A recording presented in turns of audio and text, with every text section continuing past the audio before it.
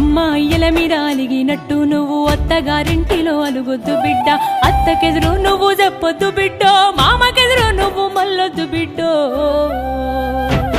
అది అత్తగారిల్లే బిడ్డో, బతుకు కత్తి మీది సాము బిడ్డ. జర్రయాదిలా జర్రయాదిలా జర్రయాదిలంచుకోవే బిడ్డో, అడుగు పెడుతున్న దత్తోరిల్లు.